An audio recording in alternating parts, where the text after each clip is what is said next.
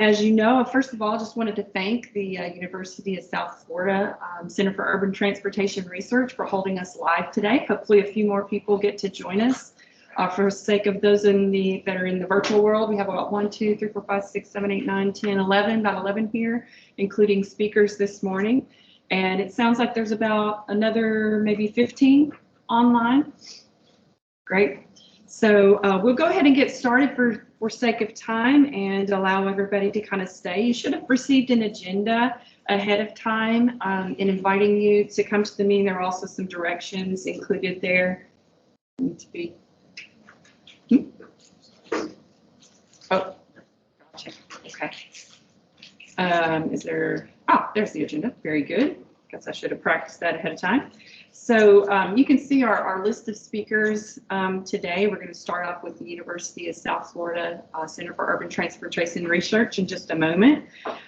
Many of you know, if you've been a part of this conversation, the Smart Cities Alliance conversation that we started several years ago with 3 key initiatives: the Regional Data Platform, Mobility as a Service, and reimagining our infrastructure. And we've continued to work hard on those initiatives, and the focus of our topic today is the Mobility as a Service. And as many of us know that have been working on this type of initiative for a while, it's not an easy conversation, right? It's multi-level, not only from a government agency, but the transit agencies. You have mass transit in many areas. Not as mass here in Tampa, but still transit as a presence in our community, as well as micromobility, ride sharing, and all those other conversations that play into what we would tie into a mobility as a service type of application.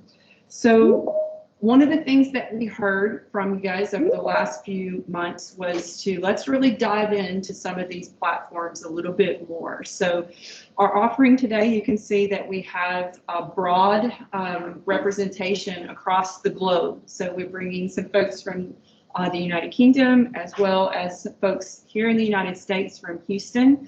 And then you're going to hear from our very own city of Tampa and the strides that we're making with mobility as service right here in your community. So super exciting. And we, in follow-up to what Margaret will be talking about with the first phase of mobility as a service here in Tampa, we also wanted to save a little bit of time, if we have time at the end, to be able to explore where we go with that next. So DOT was a partner, of course, in getting a financial partner in helping the city get started with the mobility as service, and we're willing to continue to be a partner in that. We just want to know where we need to go next. So let's see, just a couple of administrative items. If you need the restrooms, they're upstairs, just about right over me when you, if you feel that call. Also, this session will be recorded. So if that's just for your knowledge, it's going to be recorded and posted online at the Tampa Bay Smart Cities Alliance website. So if you have friends or folks that weren't able to attend today, they can tune in to the website and get the information. And I think, did I miss anything? I think that was it. I don't know. Oh, the fire. Yes, if there is, in case of a fire, here is the exit. We will go outside and be safe. Anything else? All right. Great. Well, without further ado, I would like to introduce Dr. Manring from the University of South Florida, and also accompanying him is Miss Lisa Stays. And guys would like to take over. Thank you so much for having us. Sounds great. Well, I'd like to welcome you all to the University of South Florida and the Center for Urban Transportation Research. For those of you that drove in and braved the chilly weather this morning, I noticed that when I saw the weather forecast that has cold weather coming to Tampa, with cold in air quotes. It's interesting. I grew up in Pittsburgh, so this is not cold.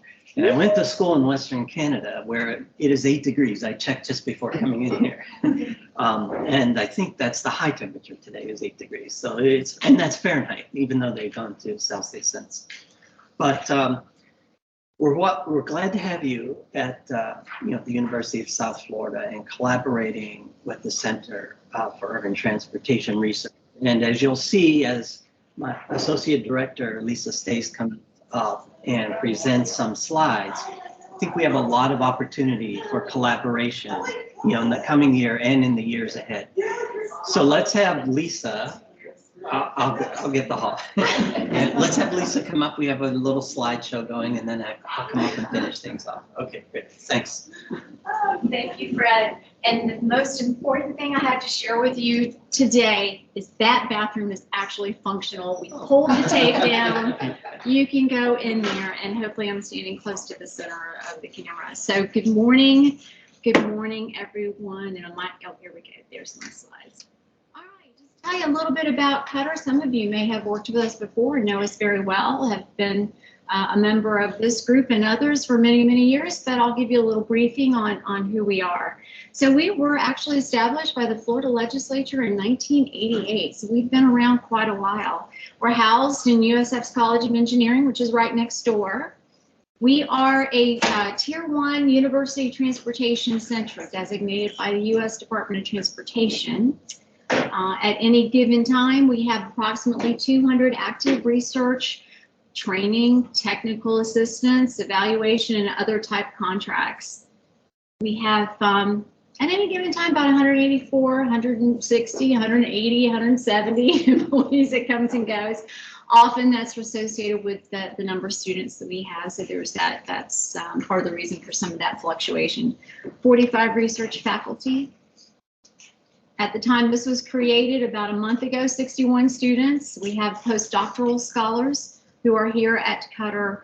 And of course, we also have College of Engineering and other units within the university affiliated faculty members. So that helps us address additional topics of interest to the transportation community. These are our program areas, our formal program areas. So we do autonomous connected mobility evaluation. We're very actively involved with the Connected Vehicle Pilot Program. ITS, traffic operations and safety, transit management, transit research, transit safety and workforce development, TDM program, transportation demand management program, of which I'm sure all of you are very familiar, transportation planning and corridor development, motorcycle injury prevention. We actually have a center here for that, and cybersecurity and risk evaluation.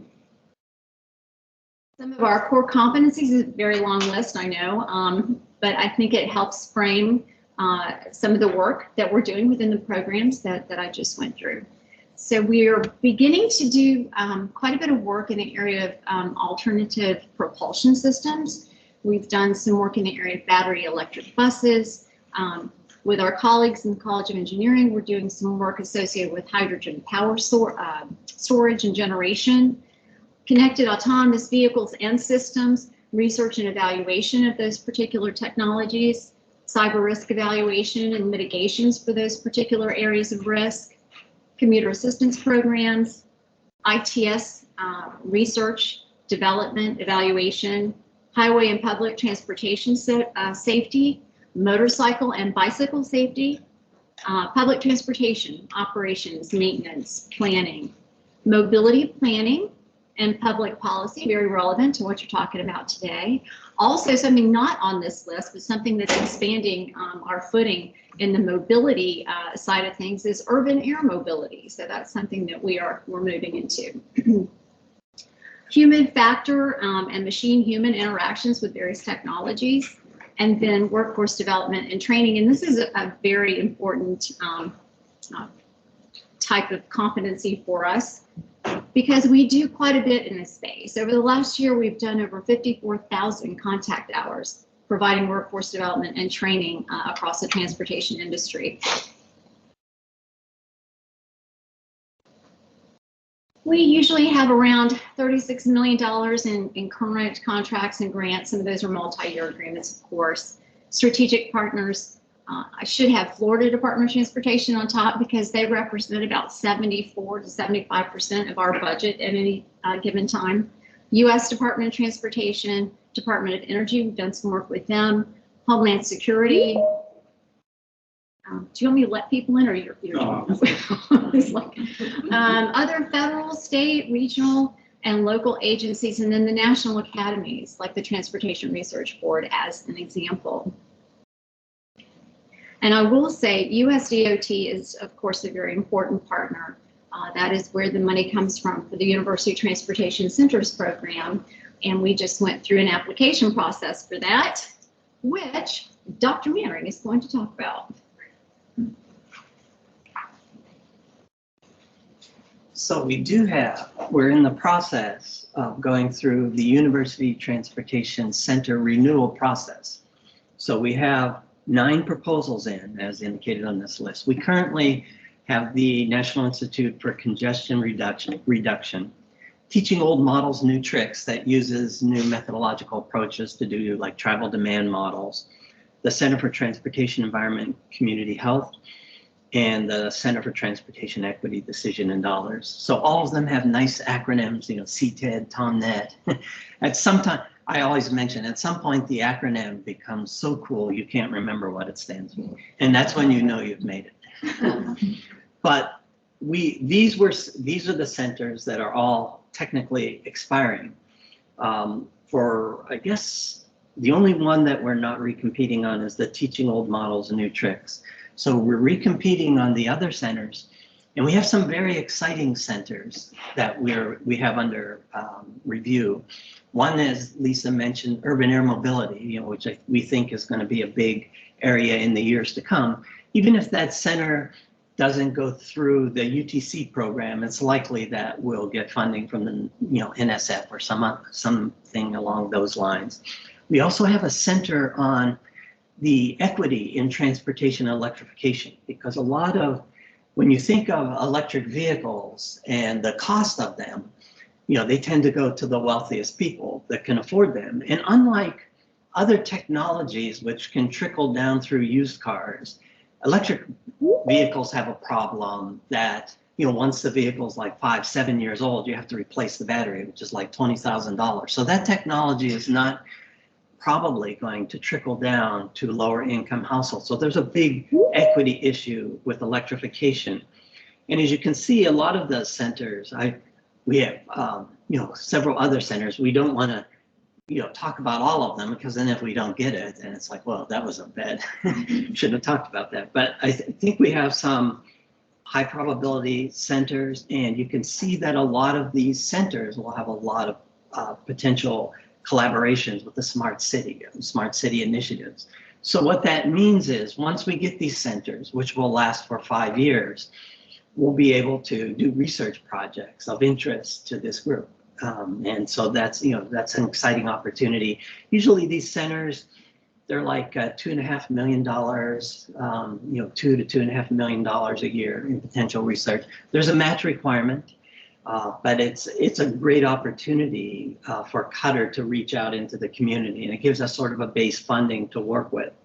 Now, we had hoped that these centers would be announced like yesterday or something, but with the election and everything, at some point, the selection of these centers becomes a political football. I have to be honest. Once you get above a certain threshold, then it's all politics. But we have a lot of support from our congressional delegation in Florida, so we're pretty optimistic that we'll probably get at least 5 or 6 of these centers, hopefully.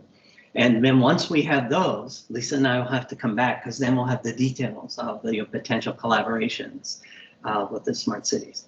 So with that said, I welcome you again to CUTR. I should mention, are the restrooms on this floor working? Or? Yes. Okay. That was my opening statement for my spiel. Okay, because when she said, unfortunately, our elevator's out of order. So when we said to go upstairs to the restroom, I was like, oh. So, but now that we're, you can go to the restrooms on this floor just around. Yes. Great. Thank you again for coming.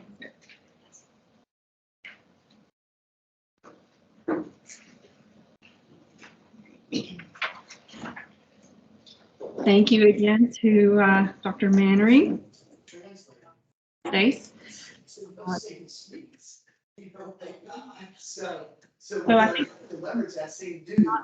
and probably thank you. Okay, so we're going to keep going with our agenda, and I'd like to introduce Oliver Coltman and Dr. Fraser Somerville. They're from the West of England Combined Authority, and they're going to talk about their mass project. And we're also, I think we're going to advance the slides for you today. So whenever you're ready, just let me know. You want to test your mic? Okay, how's that? Sounds great. Self Fraser? Hi, yeah, can you hear me too? Both sound great. Good. Okay, well, yeah, great to join you. Really interested intros. It's already sparked a lot of interest from me about what's going on through the university there and some of the research. So I'd certainly be going onto the website at the very least to have a look at what's going on. And obviously, yeah, the great benefit of Teams that we're able to do this, a bit of that international knowledge sharing. So yeah, this is really good opportunities, certainly from our perspective. So I'm the program manager for our future transport zone within the west of England. And that includes mobility as a service as kind of a core project. And I'm going to touch on a couple of other things that we're doing within the program as well. And so I'm going to go through the first part of our sort of presentation, kind of where what the program is, and Maz in particular, how it sits within it, what we're doing, and what we're trying to achieve. And Fraser's going to reflect a bit more then after that on how we're going about doing things, where we've got to, and some of the lessons that we've learned so far, particularly in our procurement approach. Our overall status is that we've procured a preferred supplier to help take the Maz platform out to the market. So that's where we're at to the market next year, out to users. So big step forward for us. Fraser, do you want to intro yourself really quickly? Yeah, so Fraser Somerville, I'm a technical director at Atkins, and I've been working with Oliver and the project delivery team, just providing some technical advice and sort of technical review challenge type role. Great, so I think we skip straight on to slide 3. We've got where the detail is. So a bit about the overall program and what's enabling us actually to look at mobility as a service, which is certainly for us and in the UK a very innovative area of work within transport. So the government in the UK launched its future mobility strategy, urban strategy, in the spring of 2019. They are following up with a rural strategy at the moment, but that was their first future of the transport system strategy focused on the urban areas. And from that, they put out this funding to do innovation in transport, to look at the potential future service, particular digital and data-led services that are going to that could have this key place in the transport system in the future. We were successful in getting, with some of our own match funding included, 28 million as one of 4 FTZs across the country. We're pretty unique in that innovation funding, certainly here in transport, is pretty rare, pretty unusual. So to be able to get that funding, to be able to be free to do innovation in transport is quite unique. So we've got quite a bit of a responsibility to do it almost on behalf of every other authority and area and city in the UK that doesn't have that luxury of doing what we're doing. We've got the funding for a sort of notional 4-year program. So starting in 2020, summer of, currently running through till the spring of 2024, but we're actually looking at extending beyond that, so that we can keep learning, keep exploring the kind of the potential of what we're doing. In terms of the area, just in terms of the geography, who we are as a combined authority. And so the lowest level of governance in the UK is local authorities, the councils. So the city of Bristol that's shown there, and then 3 surrounding sort of counties, which are mainly rural with counties, sort of market towns within them. So we've got the city of Bristol and the more well-known actually city of Bath as well within the region as a sort of heritage site and key destination. Bristol's the dominant urban area, which means that a lot of the travel comes in from those kind of rural villages and market towns, commuter towns connecting into Bristol, and to a lesser extent Bath. And so when we talk about the west of England, that's the region. Our combined authority is the kind of dark grey, and we work in partnership with then North Somerset, who are next to us. The key area we're responsible for is strategic transport, looking at the future of the transport system, developing the policies and strategies, and managing sort of program level funding. And then the projects often then are delivered at the kind of the lower level. But with the future transport and digital services, we're actually taking that responsibility to ourselves, looking at regional, and that particularly reflecting how people travel within the transport system. It's not limited to kind of those administrative boundaries of where they live. They cross this whole region for a whole variety of reasons, and we need a transport system, a way of managing the transport system that reflects that. So we skip on quickly then to slide 5. I think these will be shared. We've already sent them through, but you're able to see this later. That's our overall aim for the program. The key things in there is about trialing and demonstrating replicable innovations. So whatever we're doing, it's a case of how do we replicate the successful bits of what we do across the region and across the UK, and even across Europe and further afield potentially as well, the good things that we're exploring. So being globally significant demonstrator of what we do, we want to be at the forefront of some of the things, because there's a lot of expertise in the west of England which trying to mobilise towards that. And so I usually draw attention to our 5th goal, because the other ones are pretty standard for a transport authority around operating efficiently and enabling better access to public transport and so on. The 5th one, facilitating innovation inside the authority, inside the public sector, and those that deliver public services, but also in the marketplace, partnering with, enabling the marketplace to deliver better services for users of the transport system. So how can we facilitate their innovation with everything that we've got in terms of data and understanding the system, where the issues are, and bringing to bear the innovation of entrepreneurs and others to play a part in it, so that's not entirely public sector led. So usually sort of highlight that as well. On to the next then, just mobility as a service, as I said, is a core project, but it sits alongside the transport data hub within the program. So I was interested to note the regional data platform that you mentioned. That'd be something I'd be interested to hear about what your approach is with that. But we've also got mobility stations or mobility hubs. And this is getting into the idea of mobility as a service being the digital way of integrating people's travel between modes. Mobility hubs, mobility stations become the physical places. So it's more than just a bus stop, more than just a collection of bike stands and e-scooters or whatever else. How do we cluster those things with other facilities that contribute to passenger experience, even down to the practical things of shade, so that when someone's waiting to interchange, to sit in a pleasant environment and talk to someone, so that they can enjoy all of their journey. And mobility as a service is a key part in that as well, so that we're looking at the whole journey, and then in tandem with mobility hubs, particularly looking at those points of interchange, making it easy physically and easy digitally to interchange between transport modes. We've got micromobility in there. E-scooters are still to be formally legalised in the UK, so they're done under trial. We've got that going on. E-bikes and other forms, e-cargo bikes and other things like that. Really, it's how do we start to integrate with all of those through the digital services and the physical spaces. Urban freight is looking at greener solutions to urban freight deliveries, so e-cargo bikes again, but other forms, micro consolidation, putting it onto rail services for parcels as passengers. So a whole variety of things. We're trying to think of anything that's out there and give it a try and see whether there's something that works. And then dynamic demand responsive transport, which I know has been done quite a lot in the US. And we've got a partner on board with that who's been doing delivering a lot of services in the US, particularly looking at how we incorporate them through a mobility as a service platform, linking them up with conventional public transport, with rail, with car hire, car clubs, micro-mobility, all of those things. So that's the kind of the overall program that MAS then sits within.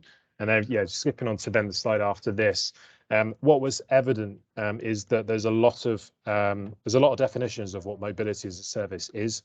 And we knew that we needed to define what it meant for the west of England. Our definition will be different to other authorities and places within the UK, certainly different to places in Europe. Some of that reflecting different powers and legislation, some of it reflecting culture as well, of what the users expect from services and platforms. So we had to define what it was going to do for us, and so that's what we did. And so there's a couple of things to point out there is the focus on the customer, which is sort of top left, anticipating customer needs, understanding what they want. The other one at the bottom around working in partnership and with solution providers, service providers, bus companies, car hire companies, whatever else it might be. So that it's commercially attractive. So we need to bring those two things together alongside public policy. So it's kind of this triangle of and this ideal balance between the three of delivering for customers, delivering for public policy in terms of decarbonisation, in terms of access for people on lower incomes to employment, whatever it might be, and then are commercially attractive so that the marketplace is ultimately is able to make money so they can deliver those services so they're sustainable and viable kind of propositions. So that was setting our vision for MAS. That's our indicative program. It is a challenge. We've been working a lot over the last year in defining what we want to do, how we want to go about doing things. Not particularly what it will be, but how we want to go about doing this so that we can move quickly. And so we will need to move quickly because we've got an alpha launch for January, soon into beta, the minimum viable product to get out in terms of limited release towards the end of March, and full public launch at the end of May next year. So there's a lot to do for us over the next 6 months, but that's the sort of timescales we've set ourselves, which is why it was so important that we've got our supplier on board now, who will then be delivering a lot of this system, which in a moment Fraser will talk about. Last bit from me then, in terms of the next slide. There's a big emphasis on what we were procuring of having a strong cultural fit from that solution provider with us. It was really important that we got someone on board that shared our ambitions, that shared our expectations, and and committed with us in terms of the way we wanted to work, being collaborative. Collaborative, certainly here in the UK, is not something that comes easily between the public and private sector. It gets very contractual, and we need it to be collaborative. We're a small, in terms of people authority, and we need to leverage partnerships with others and work in collaboration. As important in this project to do that. We need the experts. An example is having Fraser on board with this and others like Fraser and the project team. We don't have that internal expertise. We need to collaborate with people like Fraser to get that expertise into the project. So we needed others to join that overall project team that would be collaborative. Be agile. Agile is not a project methodology that is well understood within transport within the UK. Being customer led is not very common within transport in the UK. We don't talk a lot about customers at all.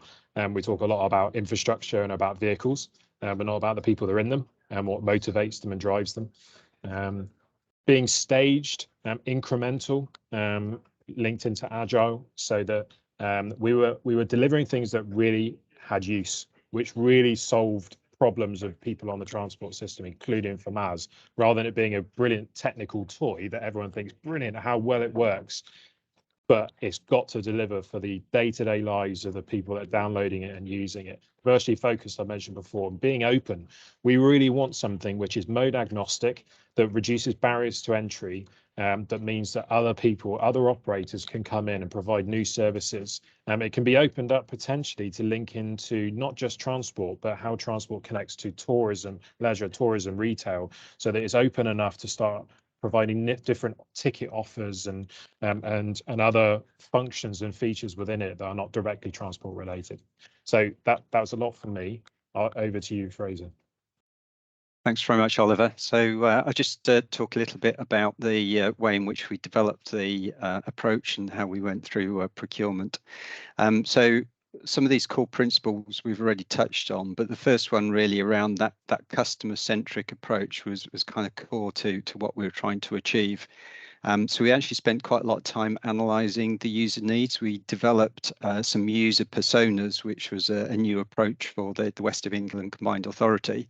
But through that, we were able to get some representative users across the region, which we then validated. And then that allowed us to also then to identify some specific pain points that customers were experiencing on their journeys. So that's being used to inform the specification. And as we move forward, we'll also be using a longitudinal panel to get some further insights in terms of how those needs are being addressed and what future needs might look like. The next part was really about taking an outcome focused approach. So rather than specifying the detail on how to achieve things, we wanted to describe where we wanted to get to. Which creates some challenges in terms of comparing outcomes with outputs. But it gave the bidders an opportunity to actually innovate and bring knowledge from their other deployments. And then the third core principle was really around making sure that the solution was going to be scalable moving forward. So we came up with a sort of minimum set or a core set of requirements for the minimum viable product. Then with the potential to add on additional functionality as we went through the program.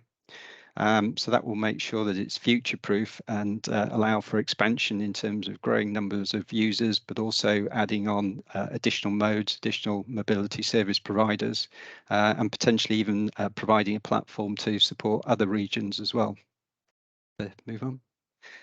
So the functionality is listed here. I won't go through it all, but the first one really is about having an integrated solution which brings together the journey planning with the booking and the payment to provide solutions for a range of modes across the whole region.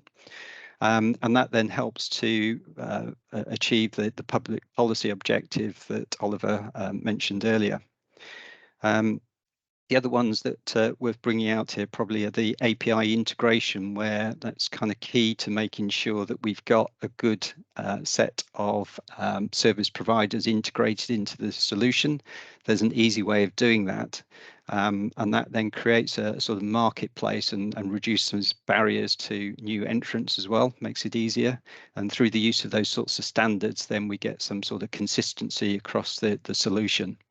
One of the key things around that was making sure that we had deep integrations with the mobility service providers so that there were not going to be any handoffs to websites. Makes it much more of a seamless experience.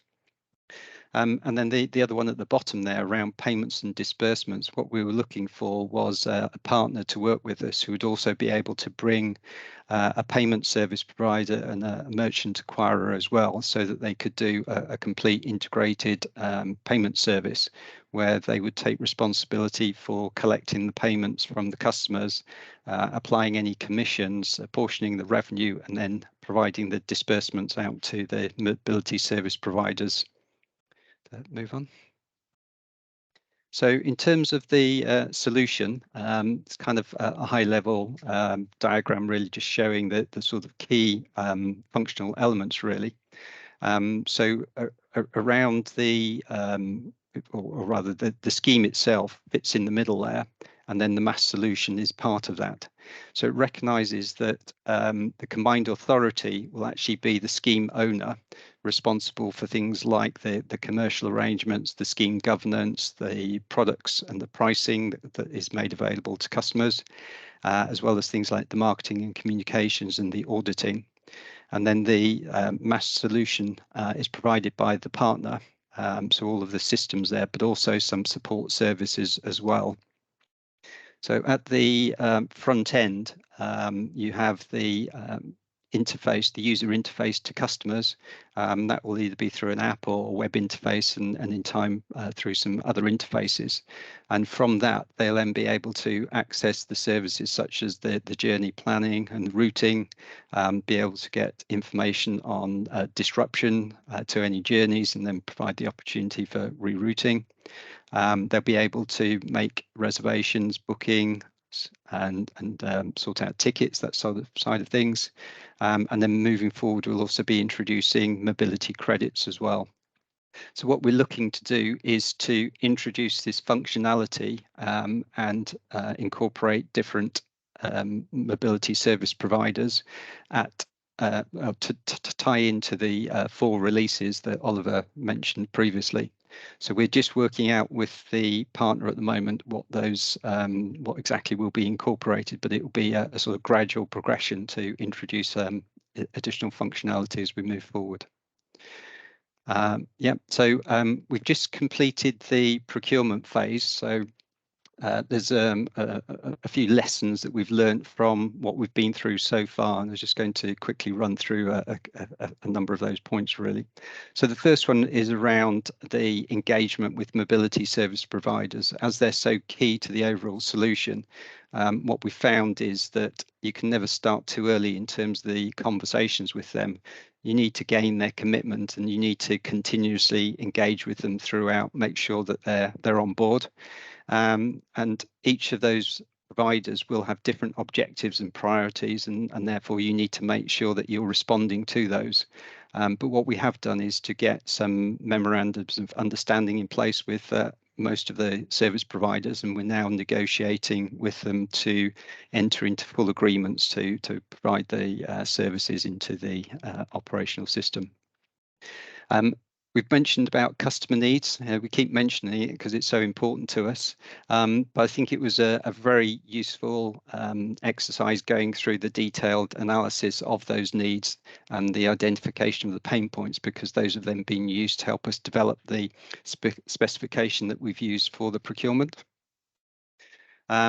What we did do is to create a comprehensive delivery team made up of individuals from the combined authority, but also technical experts from different consultancies as well. So WSP have been the lead consultant developing the overall solution, but they've also had people from other companies who have got actual experience of developing developing mass solutions and also implementing them as well. So that's been quite helpful, having that range of expertise to actually develop the spec and then to challenge it as well. I think we've got a much more rounded output from that. When we went into the procurement approach, we initially adopted a soft market testing, make sure that we were able to get some feedback from industry, make sure there was sufficient interest, but it also allowed us to validate the approach that we were taking, and that allowed us then to make some minor changes to the specification. Then when we went into the procurement phase, we used a two-stage approach. So the first stage was to invite suppliers to respond with information around their capabilities and their experiences. From that, we were originally looking to shortlist 5, but in fact we shortlisted 6 because 2 of them were very similar in terms of their scoring. And then we went into the full tender exercise and invited those 6 to submit tenders, from which we received 4. Through that process, we identified the preferred supplier, and we're just in the process of sorting out the contract with that preferred supplier now. But after the procurement exercise, we did do a review to see how might we've done things differently. And I think we'd identified a number of things, such as maybe briefing the bidders during the procurement exercise, make sure that they had much more detail around what we were looking for.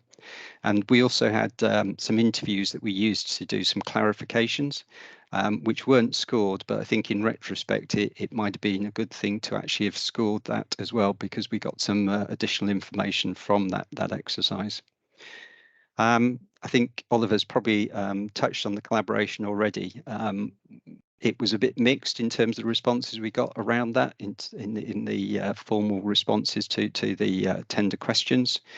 So I think some more emphasis around explaining what was required and maybe briefing them would be helpful there moving forward, because it's not something that comes naturally to a number of them. Maybe it's partly a cultural thing. We had a number of suppliers from different parts of Europe involved.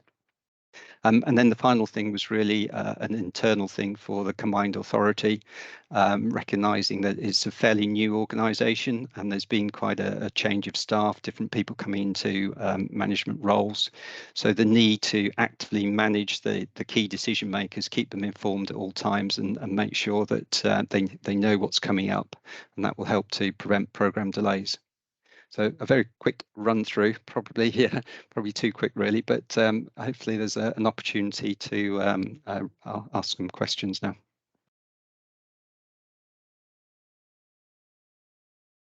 Sorry, can't hear you.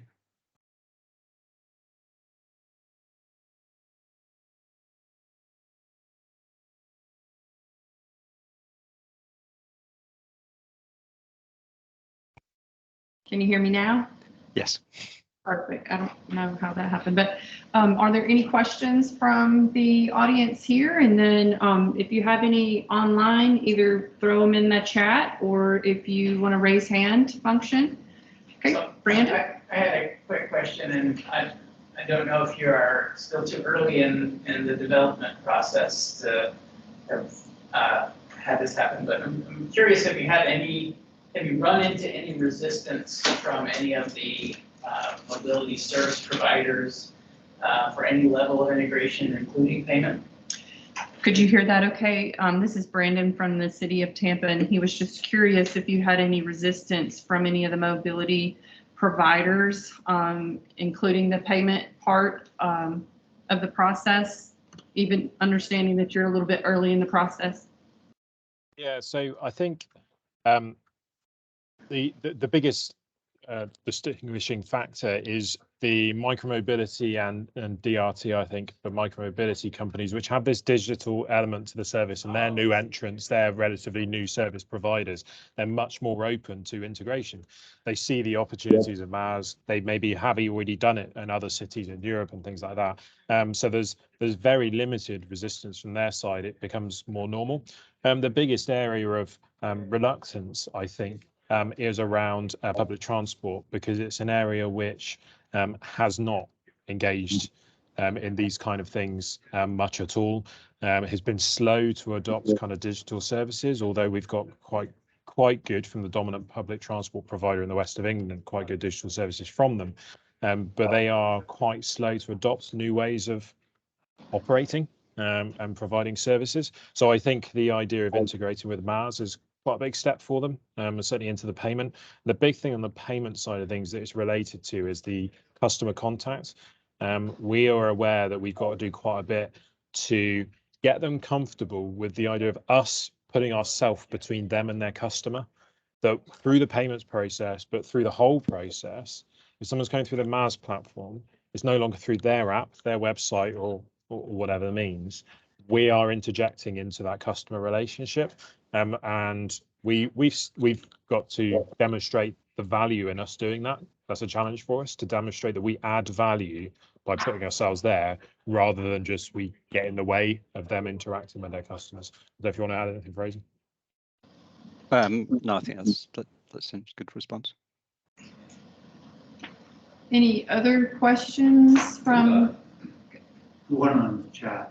And let me grab that one. I just had a quick question. West of England Combined Authority, is that a combined transport and transit, or is that a different, like, do you have, I'm just curious, the organization kind of structure? Yeah. Okay. So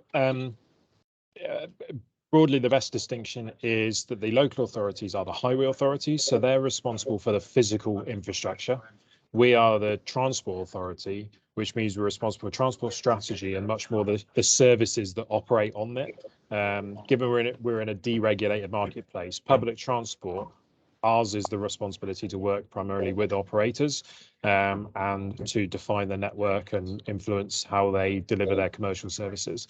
The physical highway then is the local authorities. So we're what's known as a transport authority in the UK. And you want to holler out the question? Sure.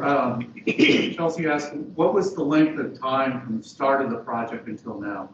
Oh, I'm muted. Yeah, so that's so the overall program, including the MaaS project, was initiated back in summer of 2020. But the first stage really taking us through until April of 2021 was, given the pandemic and given other changes that were going on that was impacting the transport system, there needed to be a time of review to say, well, we bid for delivering in a certain way and delivering a certain thing. Are we still trying to achieve the right outcomes? Can we still deliver it in that way, given the pandemic as a key factor? How has the transport marketplace changed? How has user needs changed? So that was a kind of a review period. So the project proper didn't really get into the detail until April 21, which means that we've been going for about 18 months in detail and developing the specification, doing the persona work and all of those things, and then procuring to get to this point.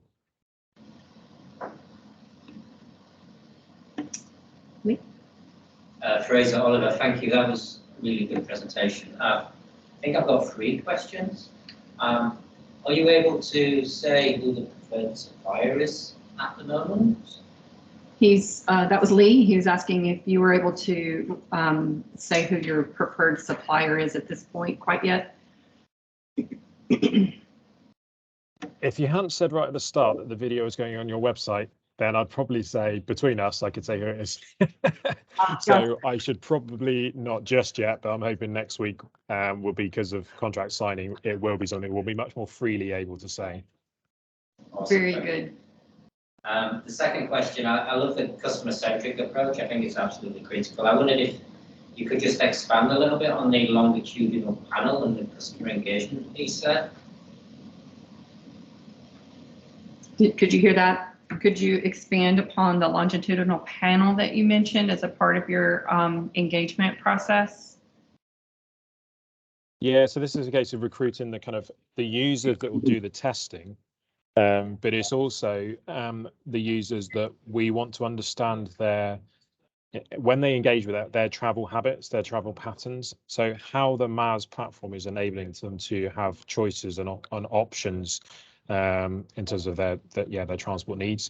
So that's what we intend to use the longitudinal panel for. In the first instance, that kind of technical almost testing of the user interface of the platform. But over the longer term, how are they able to transition towards, what sort of features do they use that make a difference? How do we get into those kind of subjective questions with them in more detail of, okay, objectively, we can see the statistics of the number of interchanges, a number of people that are new to public transport, but getting into interviews and survey questions with them in focus groups that says, why are you making those decisions? And my overarching point on that is that we've always known quite a lot about the transport system when it comes to commuter corridors and things like that. But life has changed. Certainly hybrid working is a big factor, but it's more than that. People's journeys in the transport system are much more complex than perhaps we've understood, or maybe they have just got more complex. And we need much better ways of understanding them. And it's not just having numbers. We need to supplement that or add to that kind of contextual information from things like the longitudinal panel that says, yes, but why is someone doing that? It's not enough to say mode shift was someone moved from this mode to this mode. Why did they do it in that instance? And even though that might be they chose not to walk and they got on e-scooter, but why? Was it because it gave them flexibility and choice and made them actually more disposed to say, actually, because of that, I then use more public transport. I use more other things. So it's not that they've suddenly become less active because they no longer walk anywhere and they just get e-scooters, or they no longer walk anywhere. They only ever get the bus now. It's a case of saying, how does it change their attitudes, behaviors, and dispose them to use transport much more flexibly to respond to their needs? It's probably also worth adding around the user personas. It gives us a way of sort of categorizing representative users, and then moving forward, we're looking potentially to provide either specific incentives or nudges, that are customized to those sorts of users as well. That's a good public policy side of things. I've mentioned that sort of triangle, but by having that information, when we're looking at how do we put money into the transport system to benefit particular groups? How can we make sure it's really targeted so we're getting the most impact out of that funding? So if we're looking to enable people into employment, how do we really target it, even down to geographic areas, not just sort of demographics in the population, so that we can really see the impact? And the longitudinal panel not only giving the insights, but also potentially the ways to analyze that impact as well. Awesome, thank you. And I promised last question. What is the business model, the commercial model for the future operational costs of the MAS platform? Is it funded by the West of England Combined Authority for the next 20 years, or is it funded by a user fee? The user fee. Yeah, so the model is still to be agreed. So for the moment, we've got the funding, which covers the kind of the setup and the operating and the understanding of it.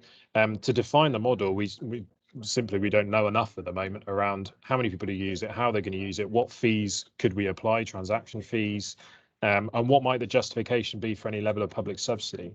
There's a good case to say that we may fund it to an extent. We might carry the kind of the shortfall because of the wider benefits. And we say, well, it's worth spending this in terms of our transport budget on this because it's delivering public policy. It's enabling a shift towards greener travel or whatever else it might be. So there's a value for money in us doing it.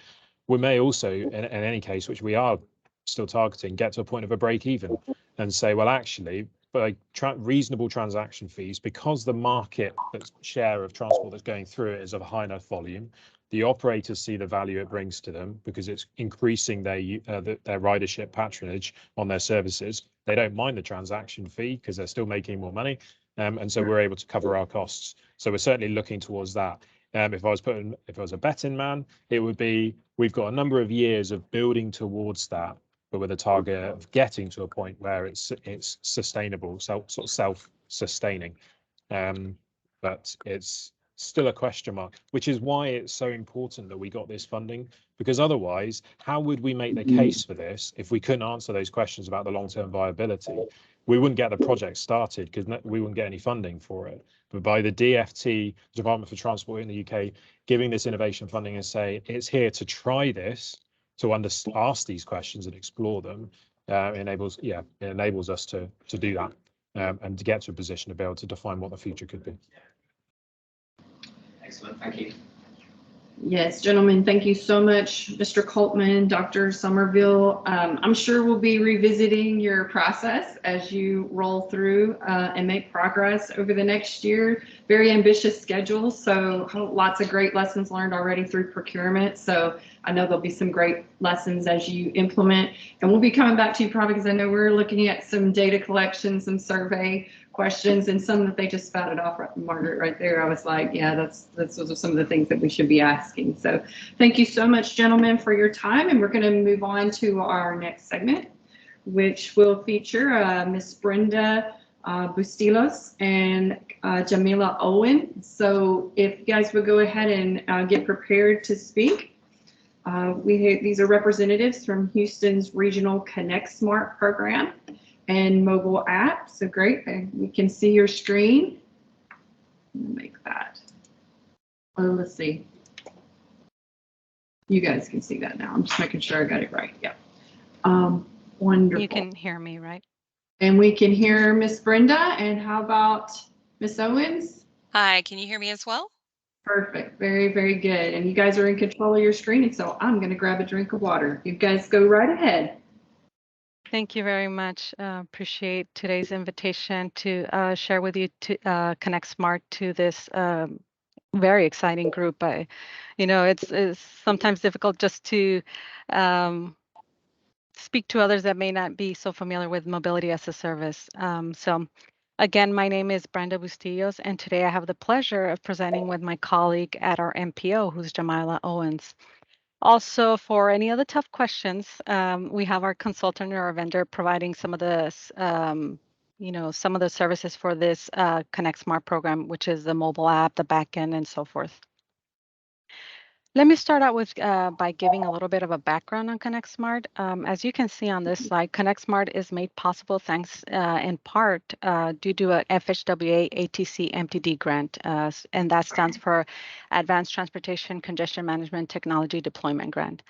These grants were established for the deployment of advanced transportation technologies to improve transportation safety, efficiency, system performance, and infrastructure's return of investment.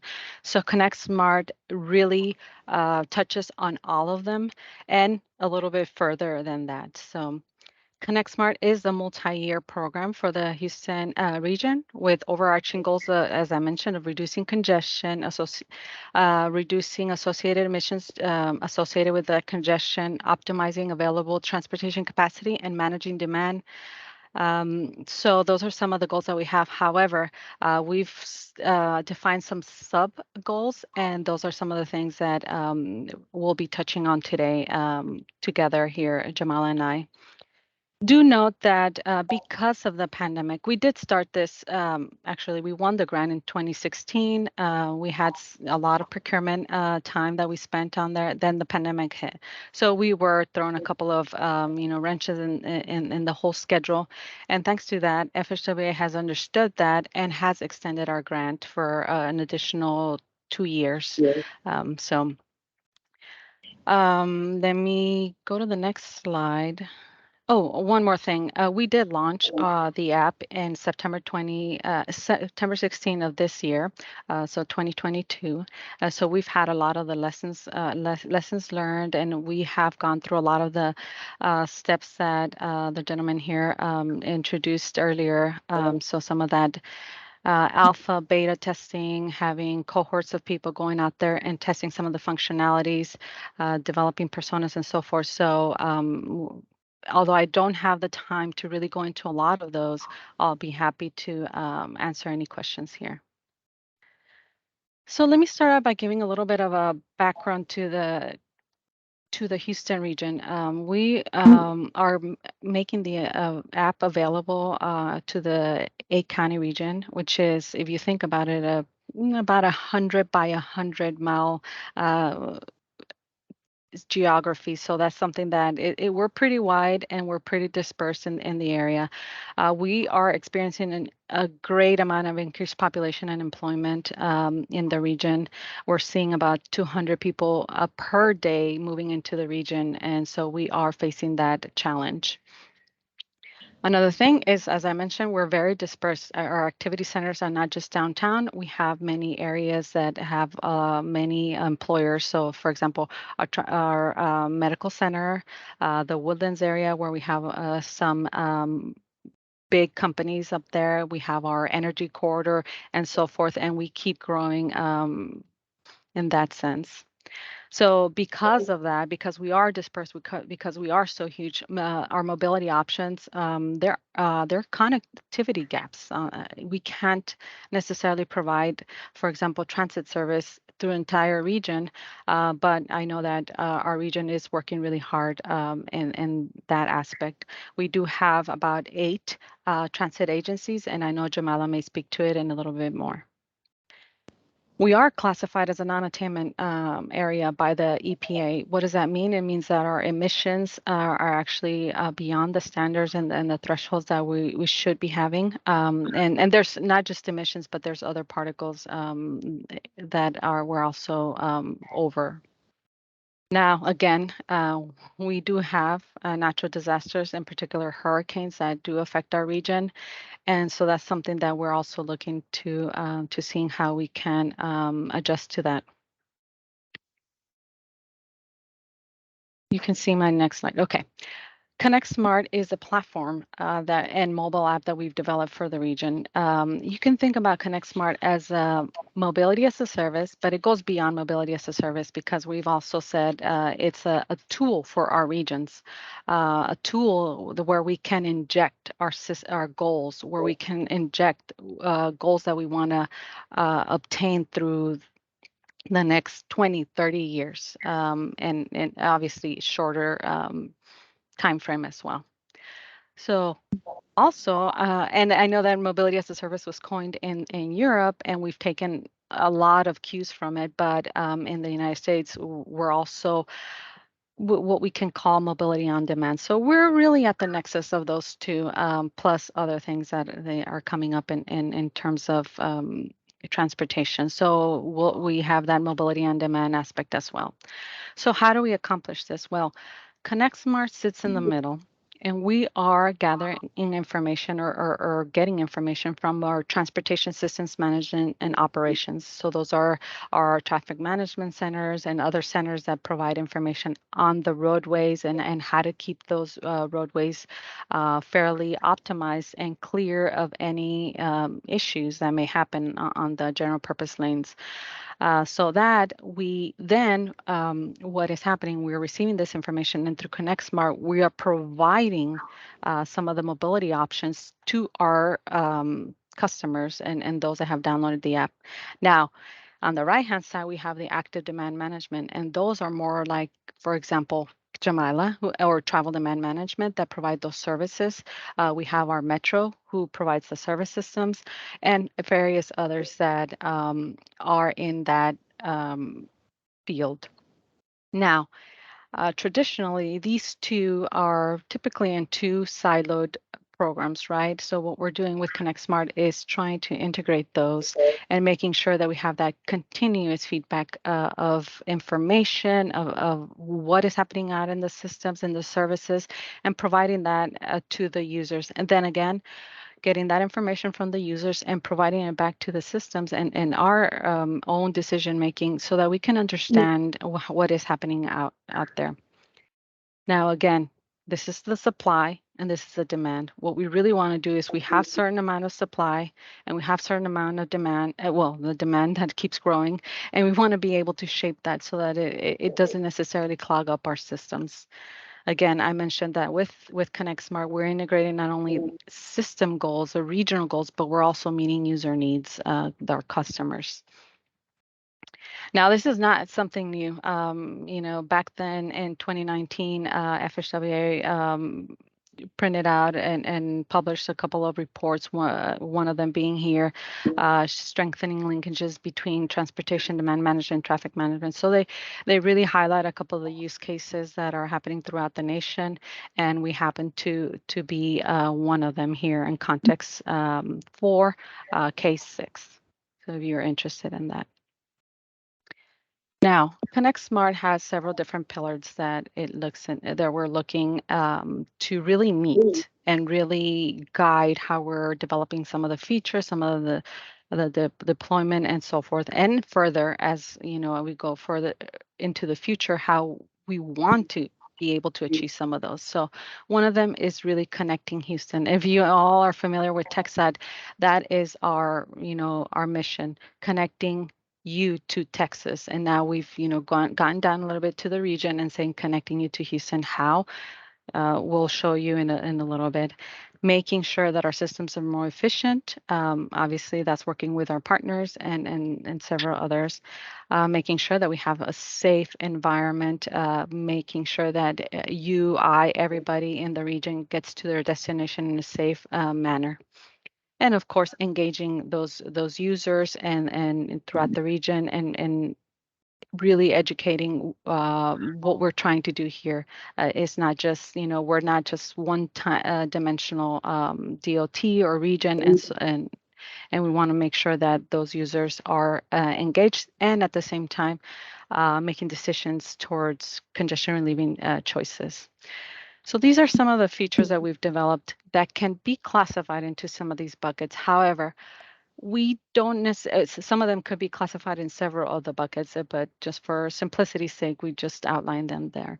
So we start out with an intermodal mobility, trip planning and navigation that we have within the app. So when you download the app, you'll see that you have those options. We integrated transit ticketing and payment. We've enabled some carpooling, various different versions of carpooling. We're working with our Metro into how to facilitate van pooling a little bit more.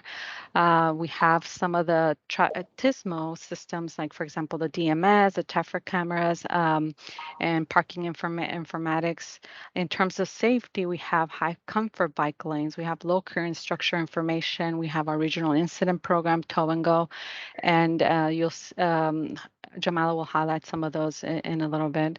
And of course, last but not least is our travel demand management program. This is something that we really want to make sure that we educate people and know that that is available to them, not only from Jamala's house, but also providing the technology. So we want to be able to link everything together. And we are running social media campaigns. And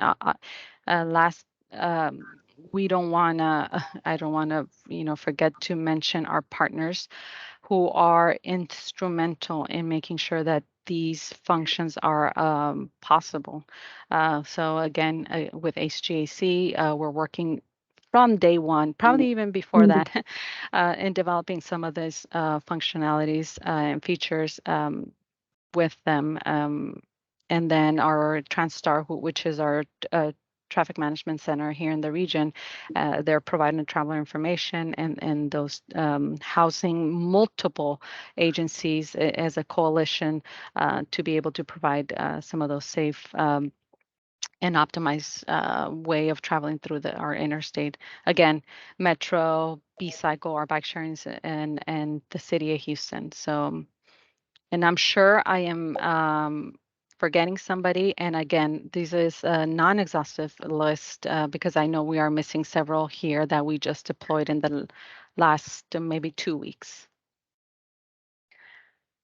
Again, we have a trip planner that is the way that customers interface with the system. So through the trip planner, you're able to see all the mobility options that you have there, from walking, cycling, driving alone, or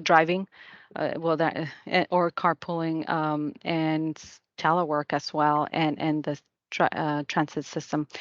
Something that I forgot to mention is that our area, 80 to 90% of people travel alone. So they're SOV drivers. So that's where we're also trying to chip away at, did you know that there's another type of service that can get you to your destination?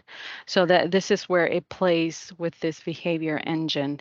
We're not only getting to know how they are traveling within the region, but if they've shown interest in some other mode of travel through the various questions and getting to know them that we do through the app, we are then proposing or discovering some of these additional mobility options for them and saying, did you know, for example, 2 blocks away, there is a bus stop that could maybe meet your needs.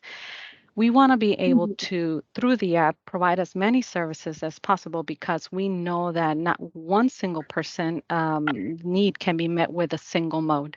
Again, even for a person from day to day, that may change too. So we need to be flexible and allow the app to provide them as many options as possible. And with that, they'll be, comfortable leaving their vehicle maybe one day, then maybe 2 days, and maybe altogether, maybe even get rid of their car. I know that a lot of people are doing that nowadays if they have multiple cars in the household. We are also applying gamification and using incentives to reward users. And Jamala will highlight that and so forth. So you'll see the cycle here that we have here. Now, with that, what can we do with the data that we're gathering? As a modeler, some of this data can be put back into your models and hopefully maybe allow us to understand how people are traveling throughout the region a little bit more. So we have all those origin, destination, and time spent in certain areas and so forth, and what mode they took. So that's something that we're really, really interested in when it comes to some of these information that can be leveraged through the app. We are using the V Agile, so the system V from the engineering and the Agile processes to develop some of these components and features. And so we are constantly releasing new features and patching, maybe something or creating a solution to maybe a feedback that we got from our customers.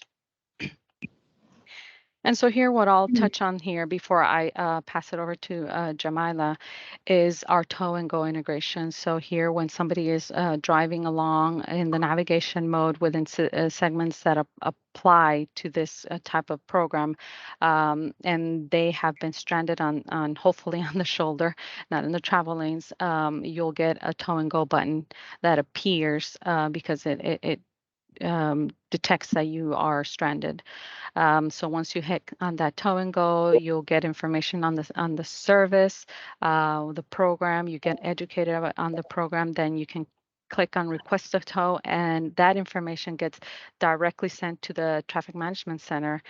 An operator then there goes through their process of identifying where the person is because of the geolocated information that has been provided to them.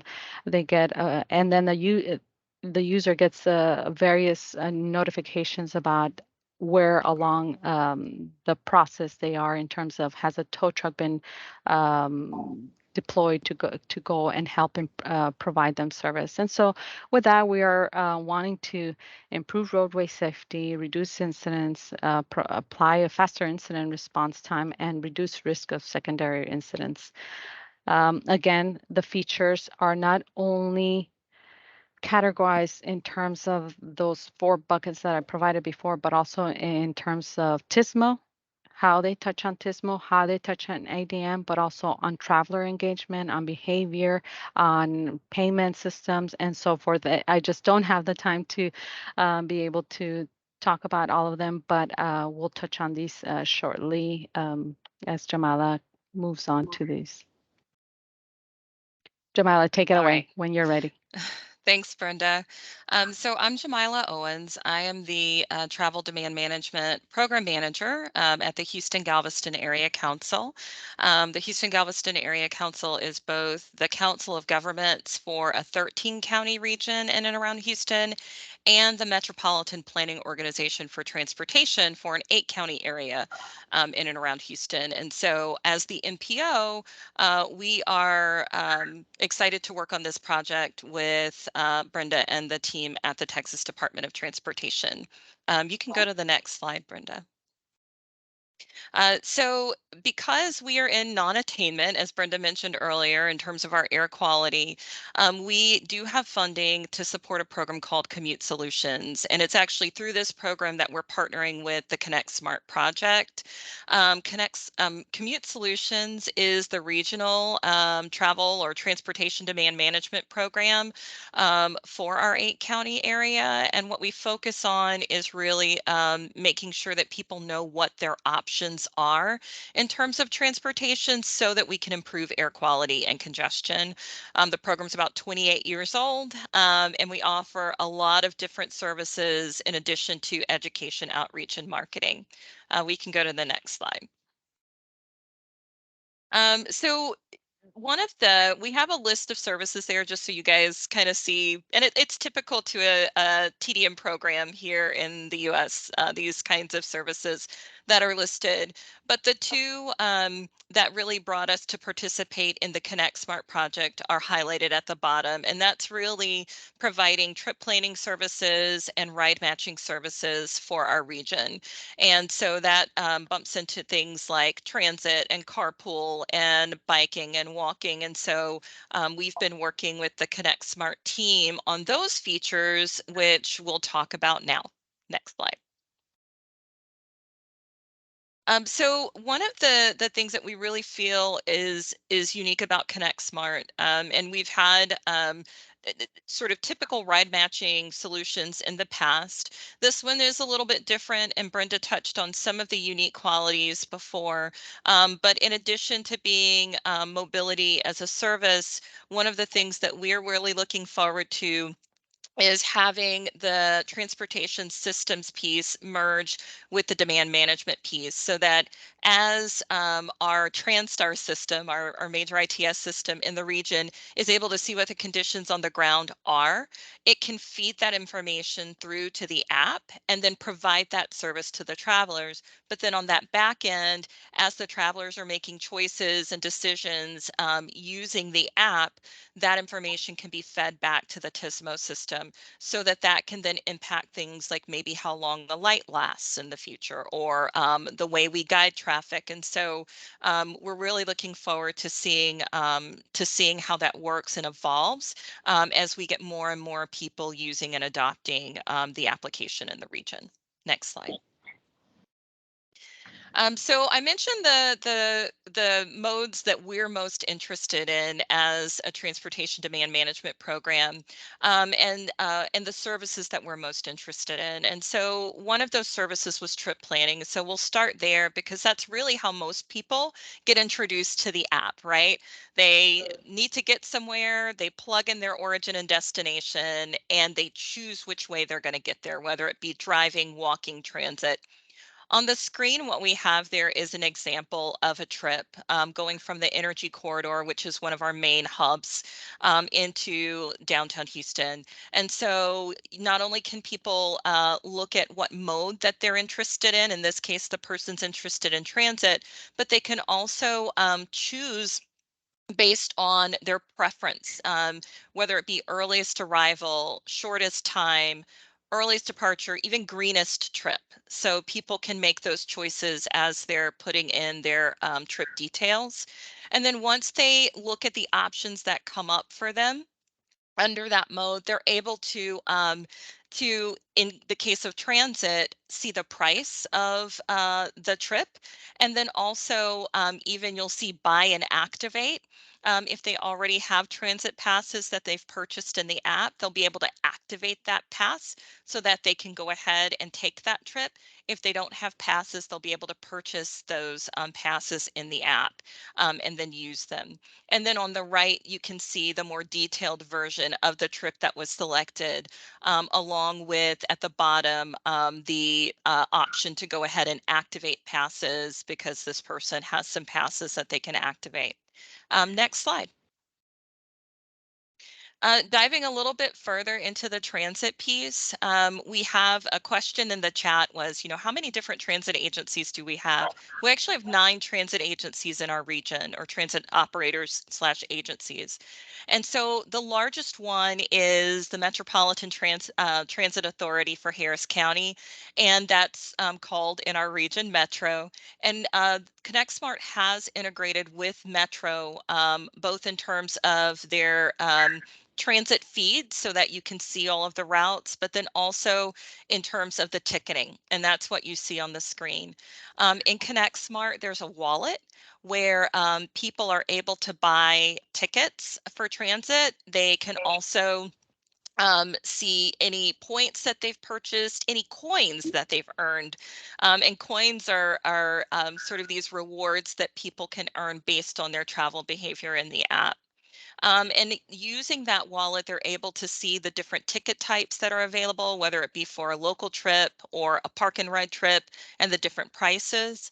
They can buy then the types of tickets that they're interested in and go ahead and purchase that through the app. And then those tickets are stored on the far right in their wallet. So you can see that someone has purchased the tickets. You can see that they've got points that they have in their wallet. And when you click activate, what ends up happening to that pass is on the far right.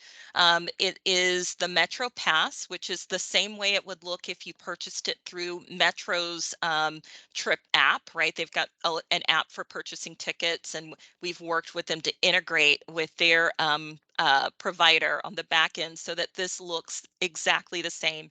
And there's some motion and color movement in that pass if it's an activated pass, and you can show that to the driver.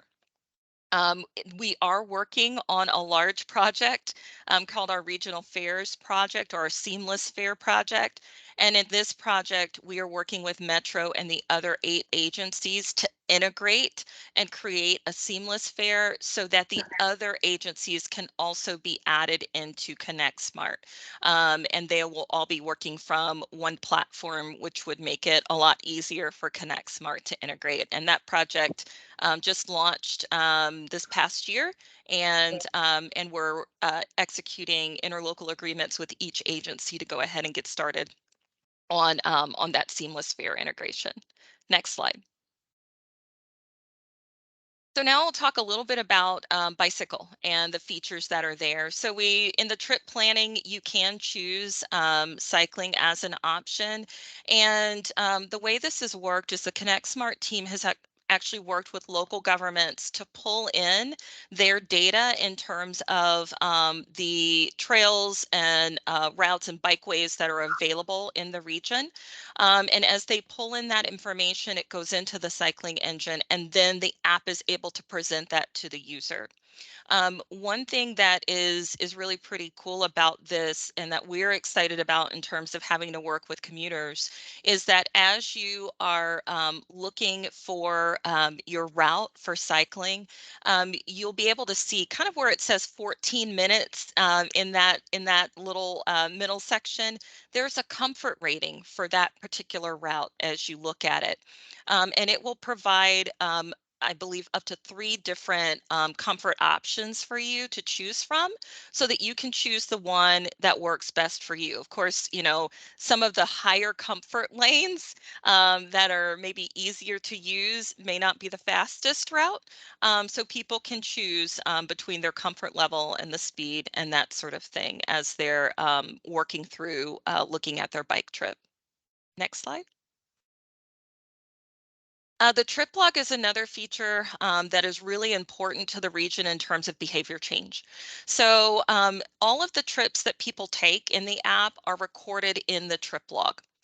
Um, and that just shows you the different trips that you've taken. You can kind of see in the middle everything from carpool to driving to biking to walking, your total trips, and even telework. And this is something that we worked on during the pandemic with the Connect Smart team, because as we're working to change not only commuter behavior, but also employer attitudes towards different modes and options.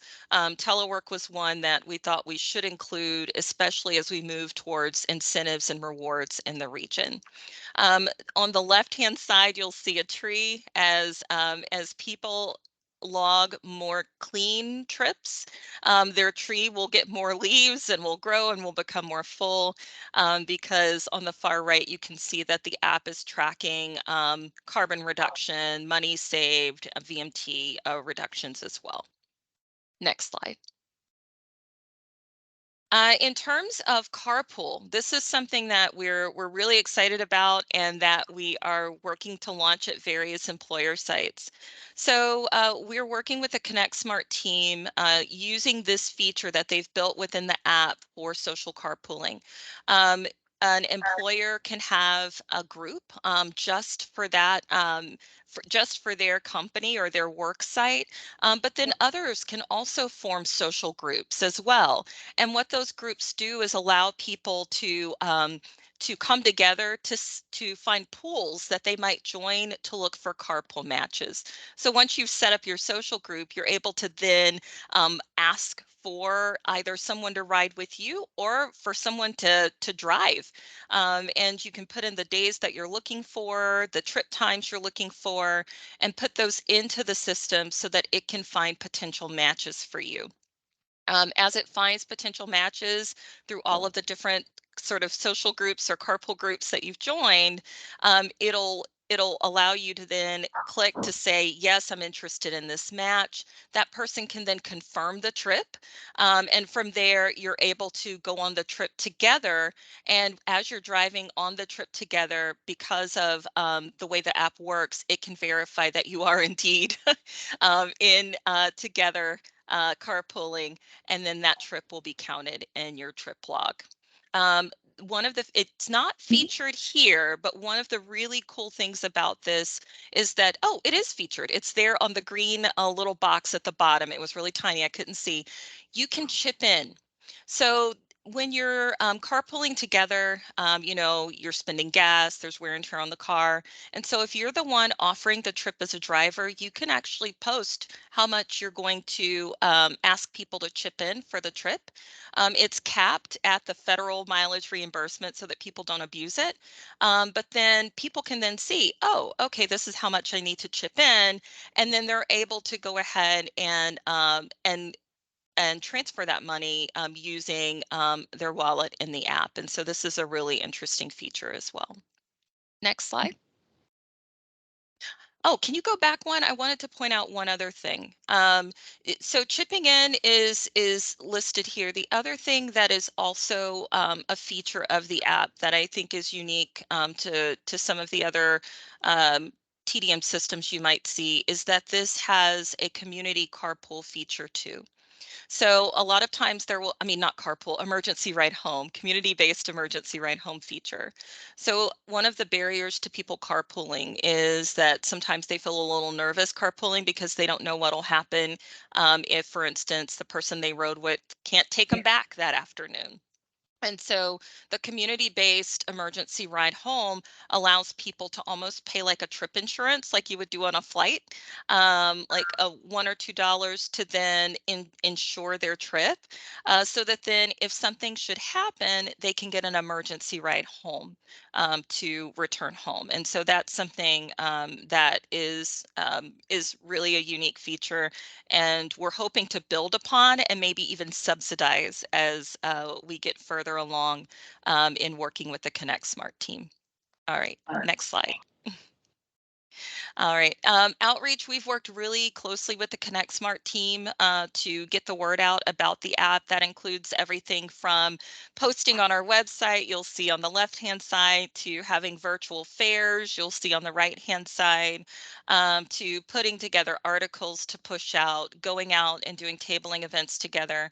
And so we're working really closely with their team on getting more employers involved to convince employees to use the app and to make sure there's increased awareness about its availability.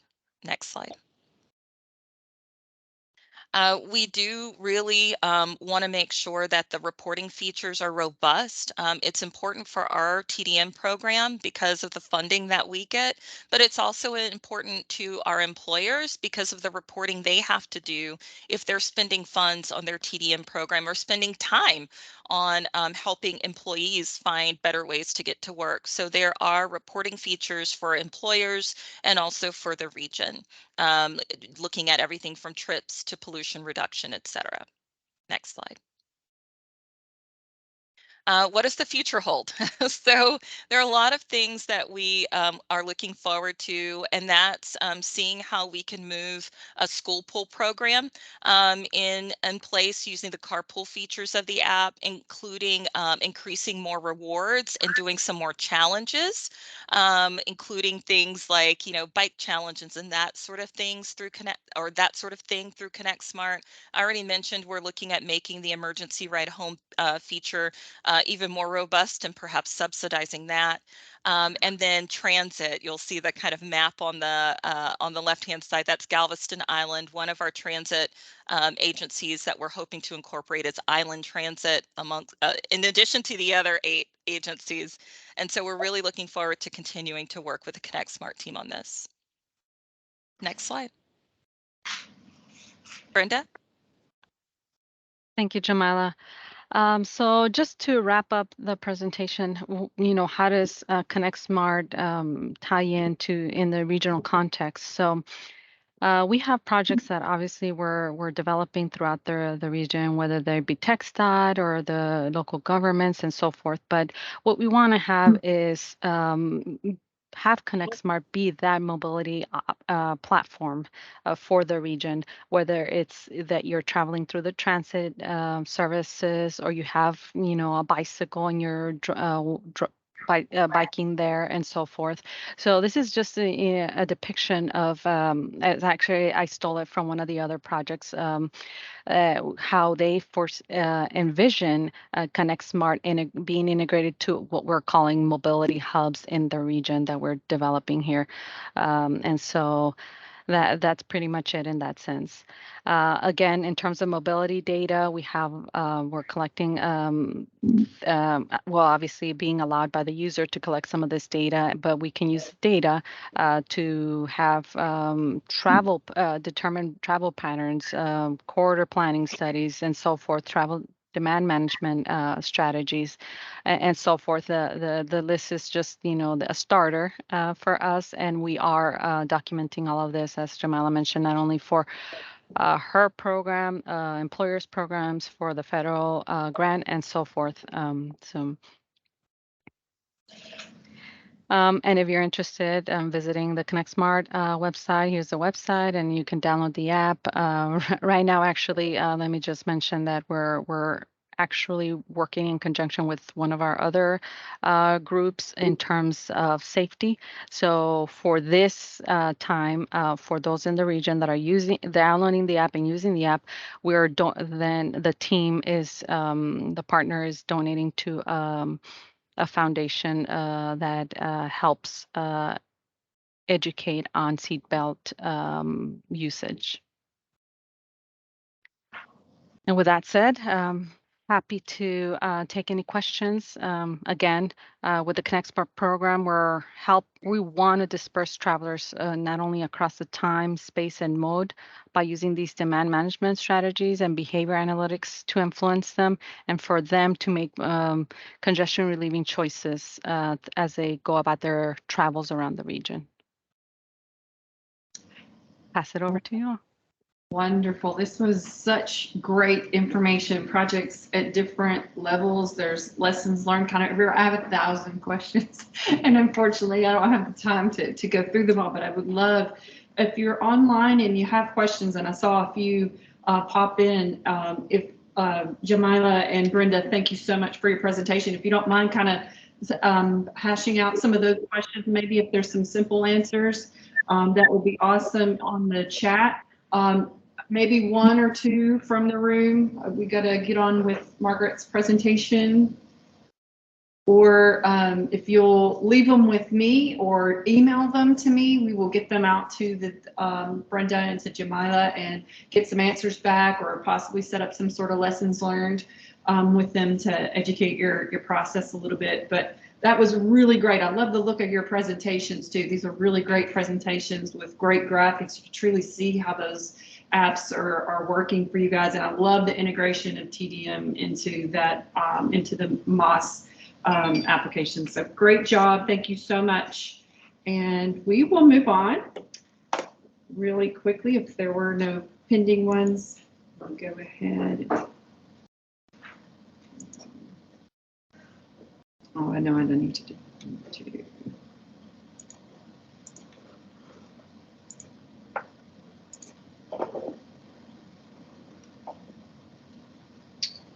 Which one is it? There's two open, Sarah. Oh, maybe not. Just go to the next slide. Okay. Can you introduce yourself? Introduce myself. I'm Margaret Kubelins. I'm the Smart Mobility Chief Engineer for the City of Tampa. And as a part of Smart Cities Alliance, the City of Tampa started with the, we decided to help with the phase 1 of the Smart Cities Alliance for Mobility as a Service. We were willing to take that on between Brandon and Vic. And then subsequent to that, I joined the city. And so I've only been there a year and a half, and it became part of my responsibility, and it's been amazing. It's been such a good learning experience. So I appreciate the opportunity. I'm eating it up. So come on, Tampa Bay. We're getting ready to do this. With the previous 2 presentations, I hope you found a few nuggets in there. And as we look at phase 2 and where we're going at the Smart Cities Alliance, it's really important for us to start considering that. And my presentation is going to show you kind of where we are. And hopefully you'll see the similarities.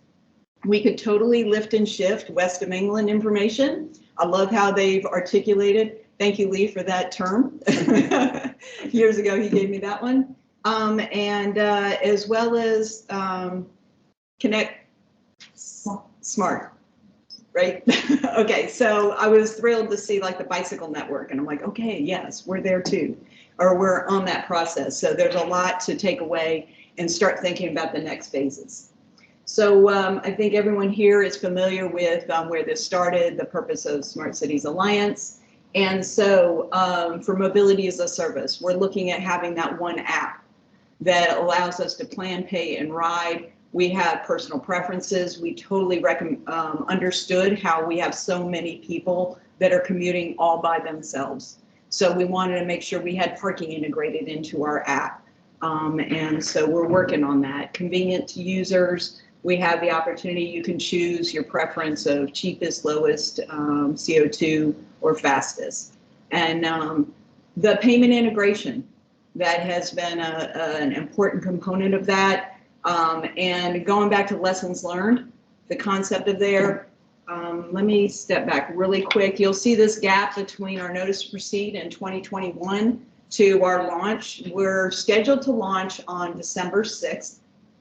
And there's a gap in there because as we were going through procurement, we had originally were going to do a white label app.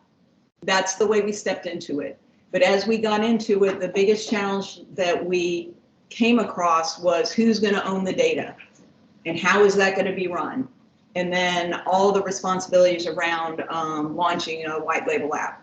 And what we chose to do was to shift it into a consumer app.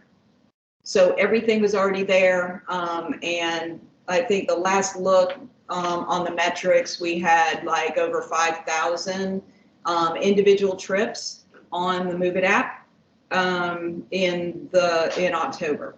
So we already, we didn't even do anything. We haven't even done the launch. We already have people using our app. So there was a great advantage of using the consumer app. Okay, so mobility as a service, you'll see that the transportation access, flexible choices. We're trying to look at all the different ways that people are already traveling in the Tampa Bay area, and then how are we going to be able to reach and engage them. So you can use, if you're going to use a personal vehicle, you are able to get some driving directions through that. Trying to get people to just use the app originally. Transit, fully integrated. We'll go into more detail about that. And then we'll also start talking about the first mile, last mile, making it mobility as a service. So Move It, they are our app provider, and you can download it right now. It's in all your favorite app stores, and so you can get it, and it works very, very well for the transit component. In there, we have all-in-one mobility platform. And so you have those opportunities to connect when you're looking at your planning. You can do a plan from start to finish on your journey. Some of the edges aren't perfect, and we'll talk a little bit more about that, but that's why it's a pilot project. And that's where we're really testing it. We heard a lot about the consumer in the other two presentations and how the consumer is so important, and we'll talk about how we're going to address that. And then your ride. Very, very good. Move It is so strong in the transit area. So when it comes to ride, they provide really good information, your live arrival times. When I've used it, I'm sitting on the bus, and I've never commuted using the bus in the cities that I've lived. And so the few times that I've used it here is like, okay, Margaret. Okay, it doesn't say Margaret, but anyway, it's like you're the next stop. Go pull the chain, give them the buzz. It's like, oh, you need to, you're going to get off here. So it's been very good at coaching you along your travel. It is a very well-established app globally. They are all over the world, and so being a convention city, it was amazing. That was one of the considerations that made it very appealing for us to go into the consumer app. Because we already had all these people as they come to visit Tampa, they've already got it. And we can get into the data later. We haven't done a lot of data analysis as we focused on just getting to the launch. But when we get into the data, it'd be really interesting to see how many people are buying their tickets when they're at the airport, or possibly even getting off a cruise ship or something like that. So we have the focus on the consumers, but it's also a big focus on that data. Understanding, like one of the questions that we're already considering. So we can get a lot of data on the use on the transit, but then as you look at your trip planner, how many people are actually clicking to go out to purchase their other micromobility trip, or whether they're using an Uber or Lyft or whatever they might be using to finish their destination. It'll be interesting to see how they're clicking within the app. And then that will be another component to help us understand what the consumers are looking for. Again, it's very diverse. They have connected to a lot of different mobility options and choices, and we're trying to make this as flexible so people can use it for their entire journey to the maximum. They also are a leader in addressing accessibility for mobility. And so we're very attentive to those situations and what we need to offer and how we need to adjust to our consumers or to our customers and help people within the region enhance their quality of life. Is there an issue? These slides aren't showing this.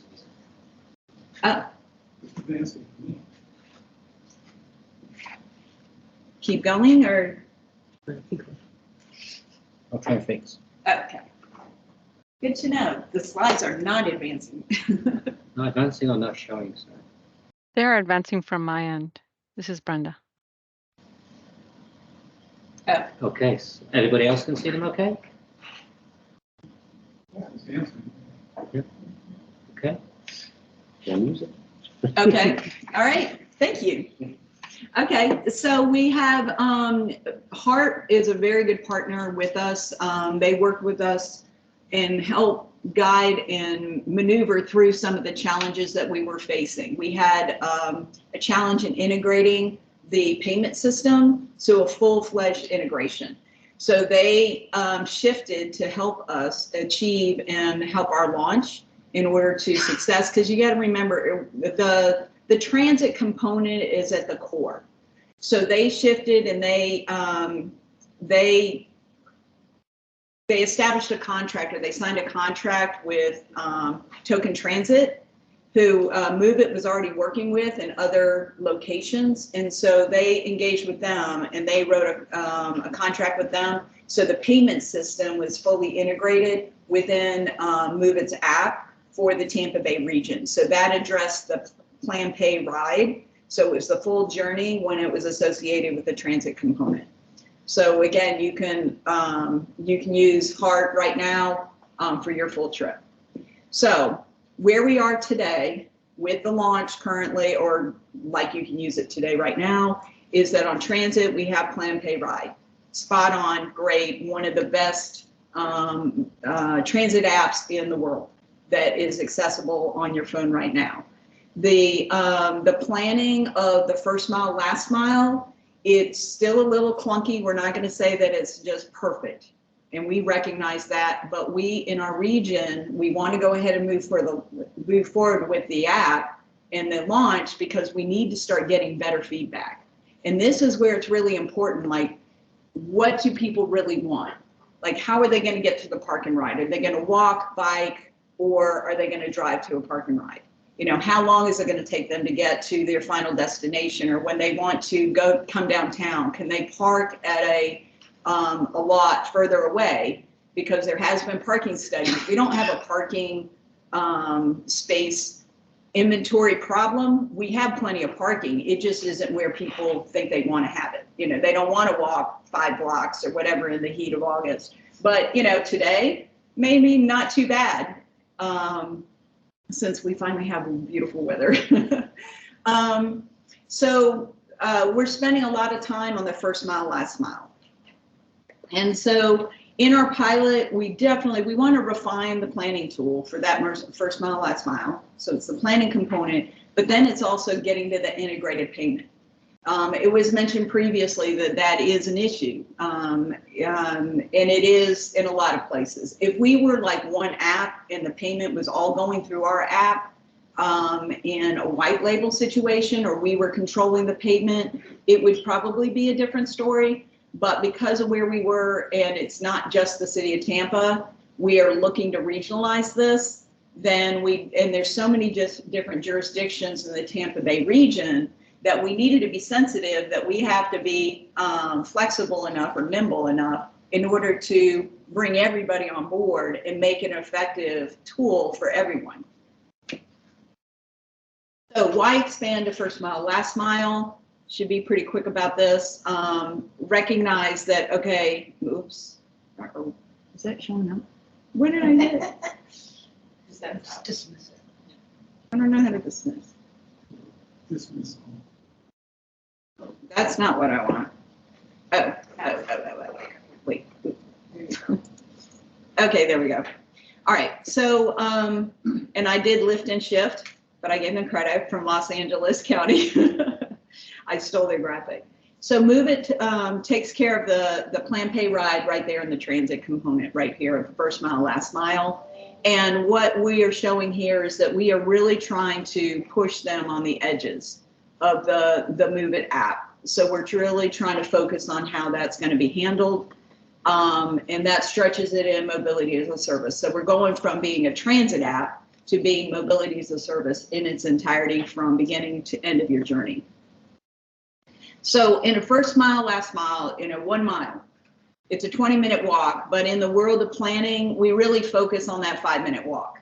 You know, how long is it? It's going to be super convenient for you to get to a bus stop from home.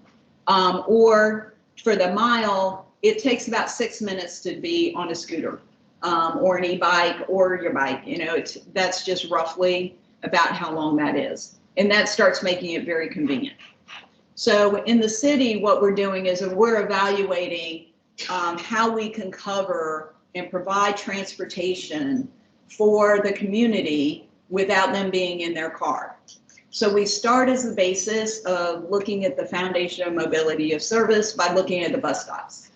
So this is exactly where HART is currently as far as where their bus stops are. Then our first mile, last mile is like, okay, where's that quarter-mile walk? So we're looking at how are we closing the gaps to walk to those locations. And then we add the 6-minute ride on micromobility or your bike, and then how much coverage do we get? And so that's where our analysis starts coming into play to see how are we covering. And as we expand our micromobility program, it's an opportunity for us to look where we might recommend our providers on where they need to be putting the micromobility in order for us to solve this problem that we have as far as affordability of transportation. So it all plays hand in hand. So we are using this information. We have a prioritization tool, data-driven process now for looking at where we're closing our sidewalk gaps, and access to transit is one of those. We also have the bicycle network. I love the comfort routes. I love that term instead of low stress. Let's work the positive words. So the comfort routes, we already have a layout of our bicycle network. We will want to go back and then overlay the two. Again, trying to establish these solutions for the long term so people don't have to be in a single occupancy vehicle. Our micro-mobility deployment, when you look back at that map, just in that neighborhood, we're in zones 7, 9, and 11. And so the number of scooters or e-bikes that are potentially going to be deployed, it's about 1,100 scooters in the area. This number, we've had some changes in the last few weeks as far as our program, and so these numbers may not be perfect. I should have stamped draft on it before I sent the presentation, but it's close.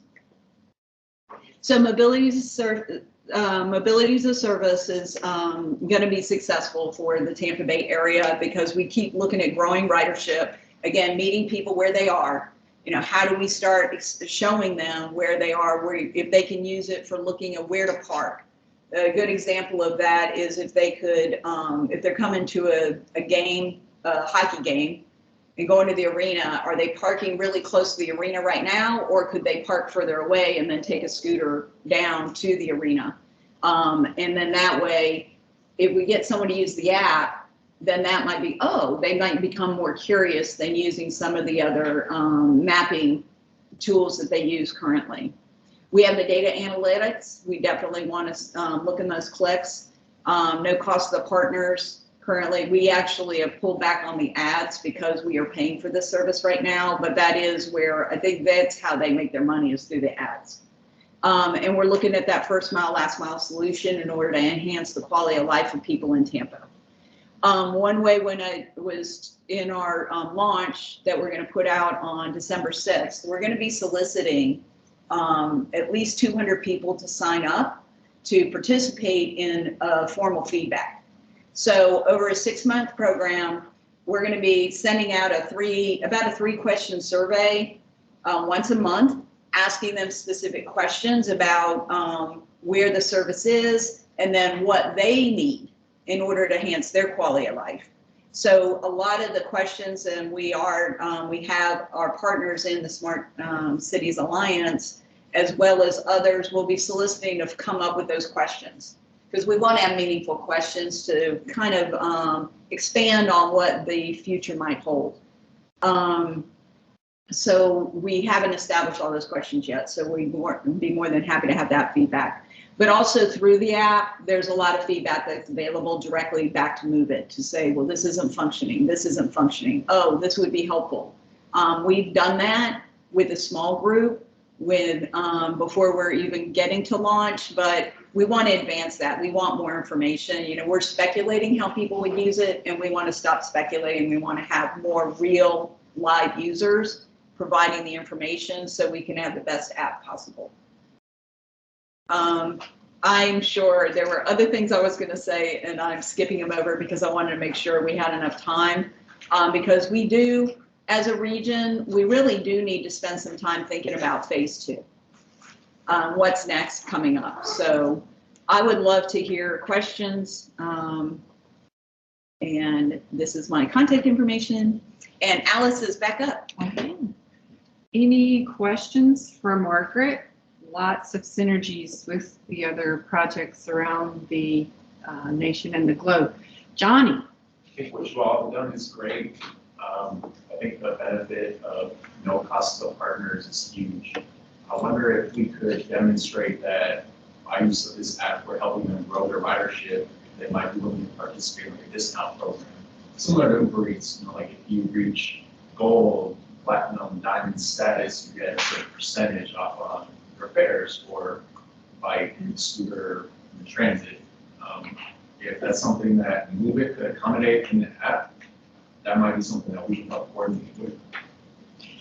And I'm going to repeat that for the team. So Johnny Wong from the Hillsborough MPO was just commenting on the ability to have no cost to the partner and the opportunity for discount programs to be able to promote transit usage, which I think is great. And I think I loved what Houston did with the coins and different things. Yeah, like getting that financial backing to be able to provide that, I think is really amazing and very, very visual and easy to understand from a user standpoint. I thought you wanted to address. Yeah, absolutely. When we met with Pittsburgh, so Pittsburgh had a really good program as well, because they did talk about having, they had a study that is going on currently where they subsidize like the micromobility components.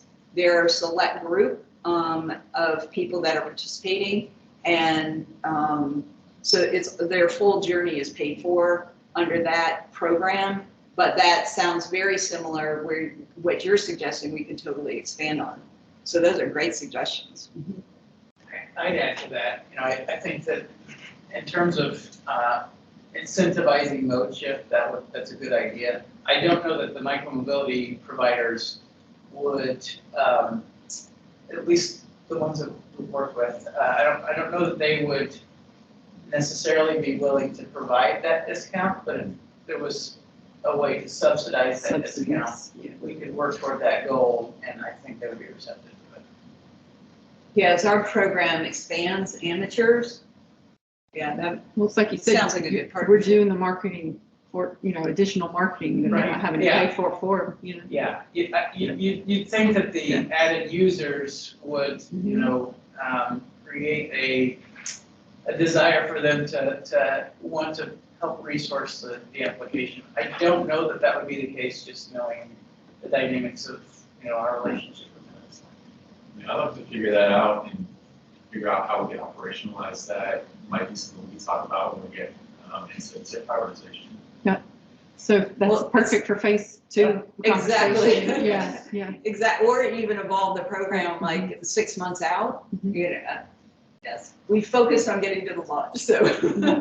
And great work for getting it there, because as you probably heard, I think the presenters today didn't really tell you the heartaches probably that they encouraged or that they experienced through the process, but that we're getting there is super positive for you guys too. Other thoughts on either this phase or moving into phase 2? Things that I already heard, like a few things. Okay. How about Phil first? There's a question online from Ross. It says, will this project integrate with the city of Tampa's Zero Lazarillo pilot? Oh, that's our what do we call that? In-house? No, the navigation. So it's an application that helps with navigation, indoor and outdoor. I mean, there's there are beacons that take place that usually be lane as well. There's no roadmap necessarily for integration between the two. But it's a good idea and one that should we continue the relationship with Move It, whatever phase 2 is, maybe that's a piece of what phase 2 includes. Perfect. Yeah, I'm not opposed to asking them to do that as soon as possible. I mean, they could at least check to see how easy it Sure. is, depending on the advancements of the technology benefits of of doing it. data sharing. Yeah, and I don't know if Lazario has an API that they could ingest or not, but if they do, it may be easier task than I think. Yeah, it might be very easy. It is surprising in that data exchange platform is to see how easy some stuff is and then how just can't figure it out kind of. To say it sounds Yeah. like, why can't we just do that? It seems But like back so much end- of it should be very, very simple and some of it is and some of it isn't. Lee? The launch event on this 6th, is that like a public event, or is it like just a soft launch? It is a public event, yes. And so we've refined the press release. I haven't seen the comments from Move It yet. So, anyway, yeah, it is. That's the public launch. But it is, we have the soft launch, kind of going now. I mean, it's been live ever since the, Heart and Move It, they worked out the ticketing. And once that went and we did the bank account exchange thing that over, the 2 cents into this account to the 2 cents back or whatever it is. Once they confirmed all that worked, then it's been active. And so we do have a lot of ticket buying and so you can download it today and start using it. But the press release will show like the email address where you can start signing up and getting the emails for the questionnaire and the surveys, the 3-question surveys. And then what else comes with that day? I guess that's really about it. So keep in mind that, this is the very first launch, so it won't be quite as robust as if we had more transit modes and other things, but as it evolves, your feedback is great to have so that, it helps shape the future of what it can look like, especially, do we want a phase 2, which I think we do. And at a minimum, I would think in my head, you talked about the geographic range, right now we're focused on Tampa because you guys were willing to take the lead, so thank you for that. But then where does it go geographically? Or do we need to stick in Tampa and kind of, make sure that we're as robust as we can possibly be in Tampa? Margaret's like, no, please, let St. Pete have it. Yeah, we're good. Yeah, we keep, well, yeah. Good. Any thoughts on that? So for the launch, for phase 2, I agree you're working on the Tampa, the core and everything. No, your Tampa is go to the passport campus. Mhm. So how can we look into Yeah. adding the passport into the system? Well, if I have all my understanding accurate and in line, if your payment system could integrate within Move It, Okay. So you're I'm- done. Okay. It seems that turnkey Okay. at this point. So we could totally just move to that. And I'm not sure what the conversations are with PSDA to establish that as well. So we're just making the steps. Yeah. There were lots of hiccups. There were a lot of conversations over the last several months, well, for the last year. And so, yeah, there's a lot of opportunity. It's basically as what Brennan mentioned in other presentations, how well it integrates with the various payment systems, Right. how well. But I think they've is the got, key. the GTFS feeds from all of Figure it the out. local transit agencies. So there's some functionality across the region within the app, but in terms of payment, and when we were working with Heart, we had to get to the point where Heart was on board with accepting payment through Move It before we could proceed.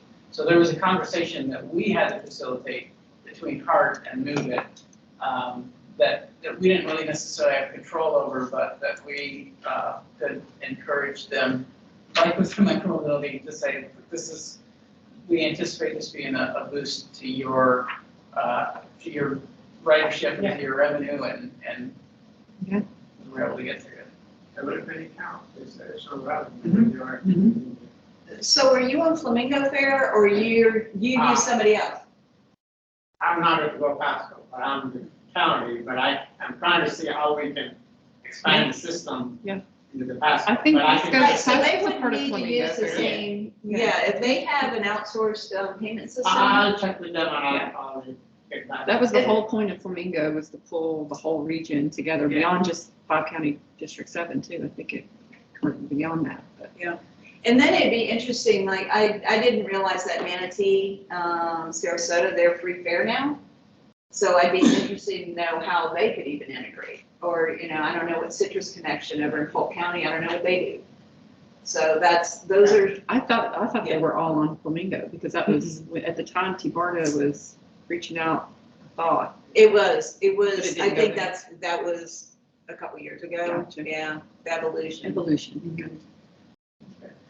Well, what do you think about the TDM side that Houston had presented? Has that been a conversation with carpools and the van pool program at all, or school pool? Yes, it was part of the conversation when we were scoping the project. Mhm. And so there is language in the scope, but there wasn't a commitment because we Gotcha. didn't know specifically what it was. They have been interested in participating. They would be with our insistence, I mean, I know that they would be interested in participating. We just have not gone back to revisit those components, because we focused on getting. No, you have to. You have to. I'm thinking phase 2. It's Phase really what 2, I'm yeah. thinking, like, what's missing? I would add that they're in a position of reaching out to employers that could help market costs. And Yes. with Safe Trip, that was a part of that whole process, was to how during this major construction that's about to be going on, can we help encourage that to take some people off the road? So there's a lot of good synergy with all this there. Yeah, it sounds like we have to it would be beneficial if we had, if you want to call it the Safe Trip conversation for the regional travel demand part. Yeah, I mean, we could, That's- if we could get one little component of it, but then we need to have multi-agencies and jurisdictions. Because I know that there have been changes in organizational structure and purpose and what that really means.